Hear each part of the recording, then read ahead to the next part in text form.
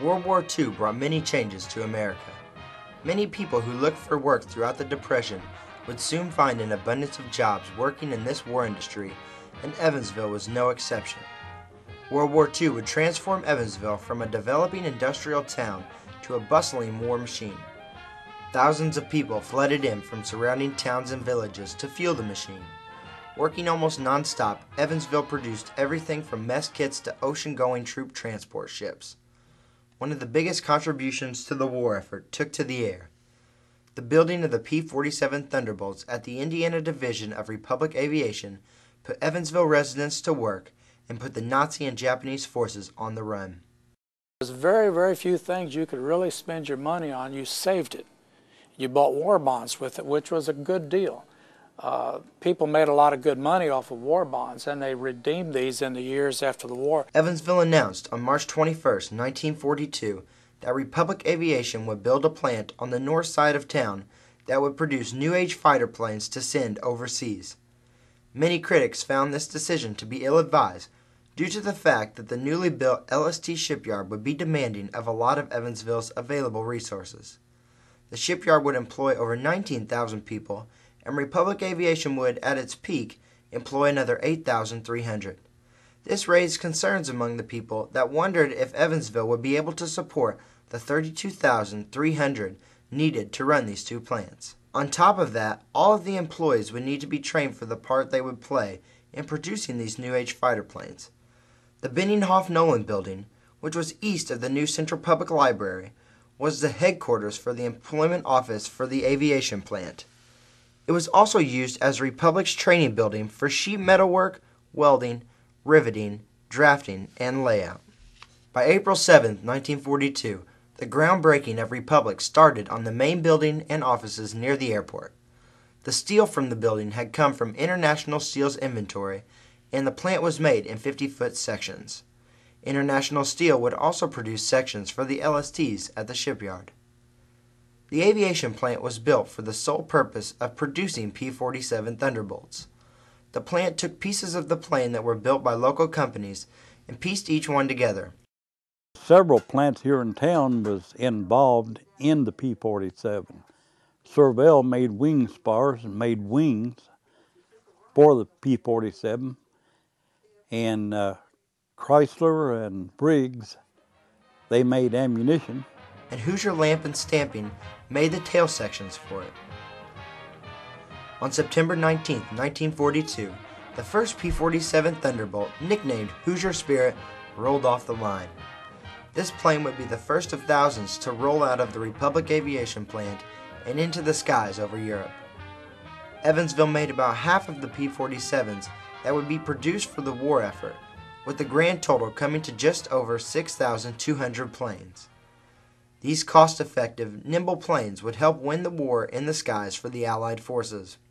Quite possibly one of the most memorable events at the Republic plant in Evansville was the day President Franklin Delano Roosevelt visited on April 27, 1943. The visit by the president was probably the worst-kept secret in Evansville's history. His visit was supposed to be kept secret because censorship requirements forbid any publication of the movements of the president. However, a few days before his arrival, word had spread throughout the city that the president was on his way to Evansville. On April 27, 1943, soldiers awaited the president's arrival in full uniform, some armed with automatic weapons, at the L&N railroad track. Crowds started to gather at train stations, bridges, and even the airport, just to get a glimpse of the president. Anticipation rose as each train passed, and soldiers would get up and stand in anticipation, hoping that the president would be aboard the train. Finally, at 4:22 p.m., President Roosevelt arrived at the Union Station and then transferred over to the New York Central line to take him directly to the plant. While at the plant, he was given a tour of the building and was given a brief description of how the plant operated. 4 workers were invited to meet with the president in person. While he was there, the president awarded 4 miniature P-47 model trophies to these employees that were thought to help speed up the process of making the planes. The Republic Aviation plant in Evansville greatly affected the economy of the city and its surrounding area. The 8,300 people needed to run the plant either moved to Evansville or carpooled into the city every day during the war. With the addition of other wartime plants, the city's population swelled from 100,000 to 150,000 people nearly overnight.